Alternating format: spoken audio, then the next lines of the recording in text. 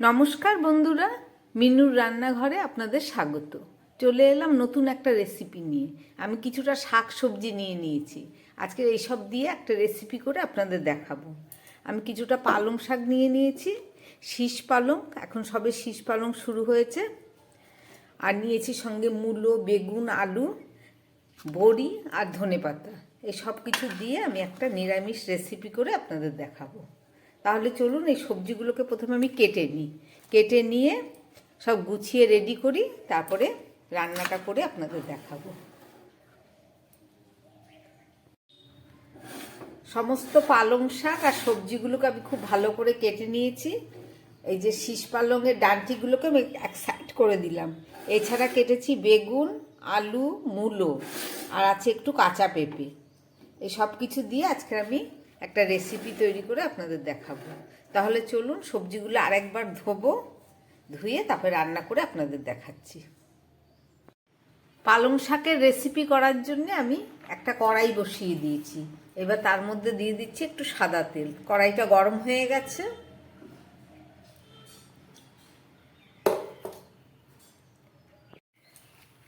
এবার দিয়ে দিচ্ছি একটু বড়িগুলোকে আমি ভেজে দিচ্ছি।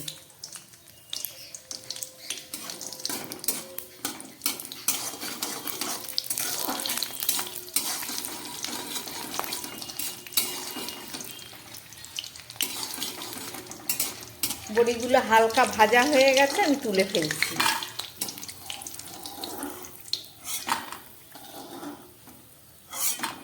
এই তেলের মধ্যে আমি বেগুনগুলোকে ভেজে নিচ্ছি। একটু নুন দিয়ে দিচ্ছি বেগুনের মধ্যে।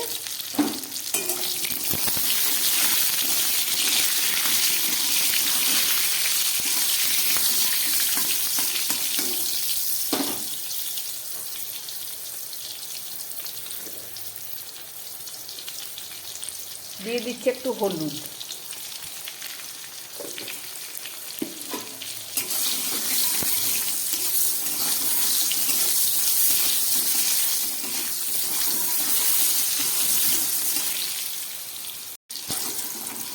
বেগুনগুলো হালকা ভাজা হয়ে গেছে, এগুলো সবজির মধ্যে দেবো বলে একটু কম ভাজলাম। বেগুনগুলো তুলে ফেলছি।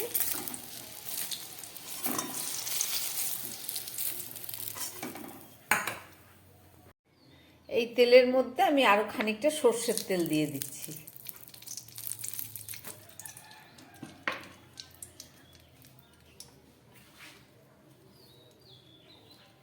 দিয়ে দিচ্ছি একটু পাঁচফোড়ন।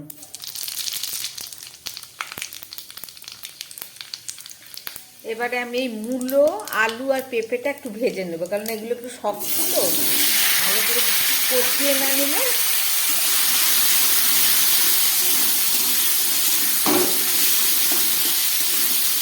এখানে আছে মূলো, আলু আর পেঁপে। কাঁচা পেঁপে দিয়েছিলাম খানিকটা।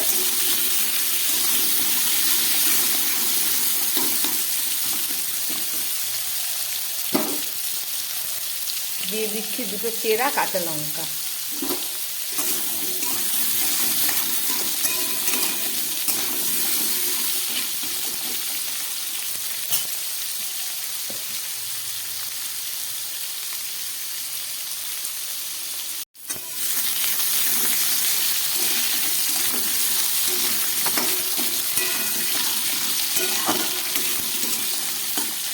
আলু, মূলো আর পেঁপেটা অনেকটা ভাজা হয়ে গেছে।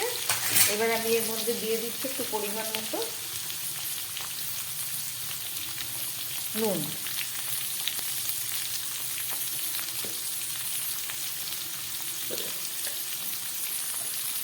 আর দিয়ে দিচ্ছি হলুদ।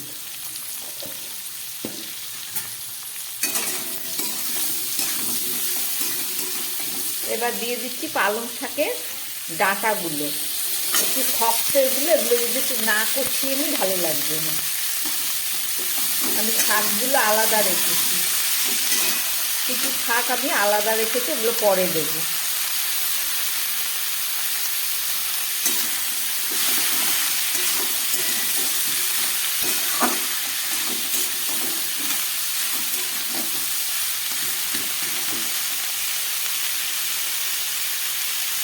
দিয়ে দিচ্ছি হাফ চামচ ধনের গুঁড়ো, দিয়ে দিচ্ছি হাফ চামচ জিরের গুঁড়ো, আর দিয়ে দিচ্ছি সামান্য শুকনো লঙ্কার গুঁড়ো।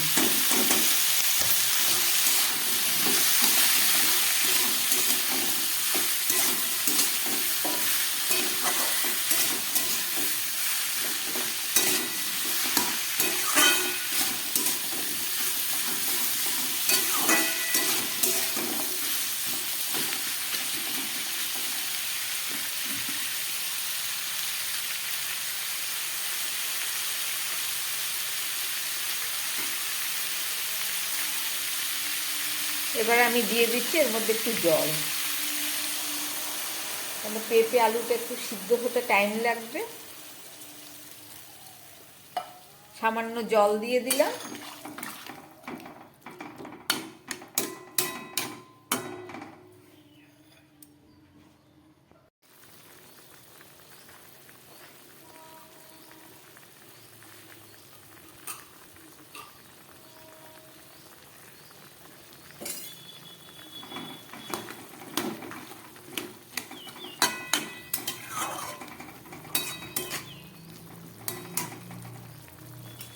আলু মূলো পেঁপেটা সিদ্ধ হতে একটু টাইম লাগবে, আমি একটা ঢাকা দিয়ে দিচ্ছি। ঢাকা দিয়ে 2 থেকে 3 মিনিট একটু ভাপিয়ে সিদ্ধ করে নিই, তারপরে শাক বেগুন বড়ি এগুলো দেব। তাহলে চলুন ঢাকাটা দিয়ে দিচ্ছি, 2-3 মিনিট পরে ফেরত এসে আবার দেখাবো। ঢাকা দেবার 3-4 মিনিট পরে আসলাম। একদম গ্যাস কম করা ছিল, এখনো জলটা টানেনি। দেখি সবজিগুলো কিছুটা সিদ্ধ, হাফের মতো সিদ্ধ হয়ে গেছে। এবার আমি গ্যাসটা মিডিয়ামে করে এবারে পালং শাকগুলো দিয়ে দিচ্ছি।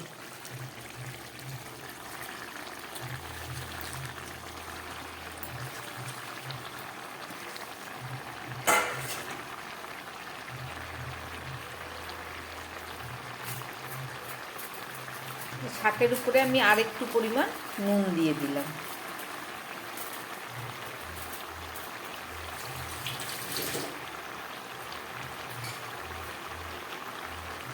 আর দিয়ে দিচ্ছি ভেজে রাখা বেগুনটা।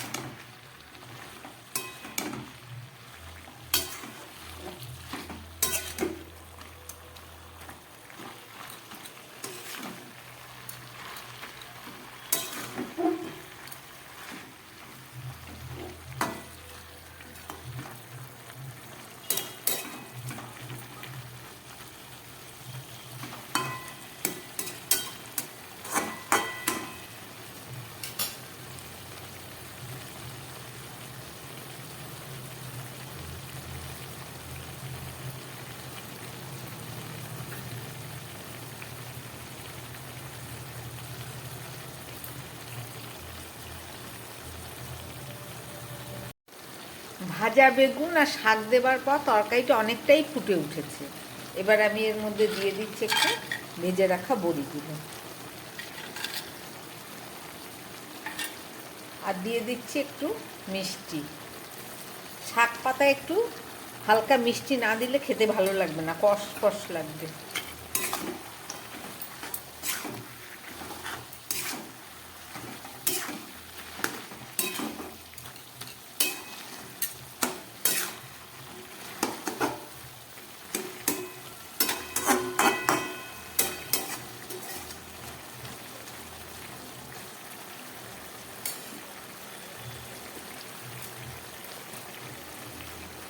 এবার আমি দিয়ে দিচ্ছি একটু কেটে রাখা ধনেপাতা।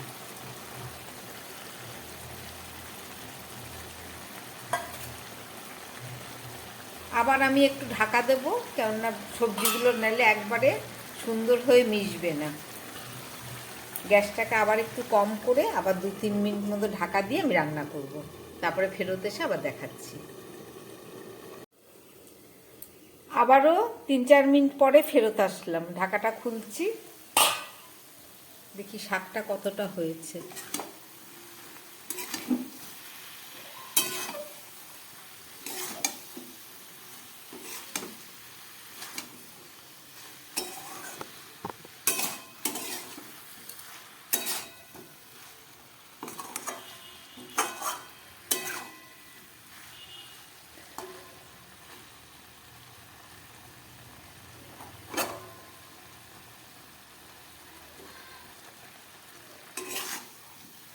সমস্ত সবজিগুলো সিদ্ধ হয়ে একদম মাখো মাখো হয়ে গেছে।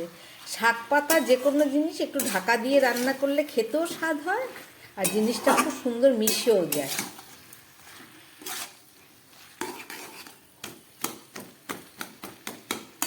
আলুগুলোকে একটু ভেঙে দিই, একটু ঘন হবে।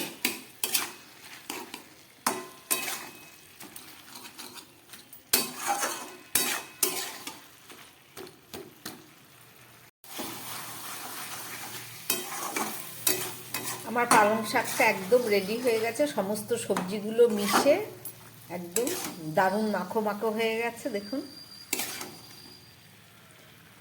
চলুন এবার আমি গ্যাস বন্ধ করে নামিয়ে নিই। নামাবার আগে আমি দুটো কাঁচা লঙ্কা ওপর দিয়ে দিয়ে দিচ্ছি, দিয়ে আবার 2 মিনিট ঢেকে 2 মিনিট পরে ফেরত এসে আপনাদের দেখাচ্ছি।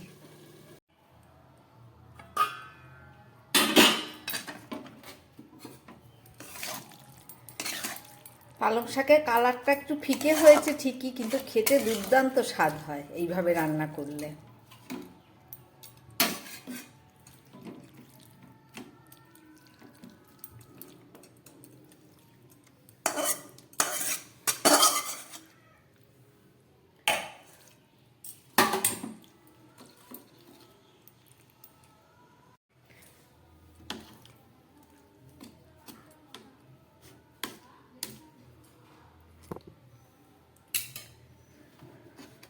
রান্না করলাম শীষ পালং, আলু, বেগুন, মূলো আর বড়ি দিয়ে। রেসিপিটা আপনারা দেখলেন, আশা করি ভালো লেগেছে। আর এইভাবে রান্না করে খেতেও দারুণ স্বাদ লাগে। আমার বানানো এই রেসিপি যদি ভালো লাগে তাহলে আমার চ্যানেলটাকে লাইক করবেন এবং সাবস্ক্রাইব করবেন, যাতে আমি আগামী দিন নতুন আবার কোনো ভিডিও নিয়ে আসতে পারি। নমস্কার, সবাই সুস্থ থাকবেন, ভালো থাকবেন।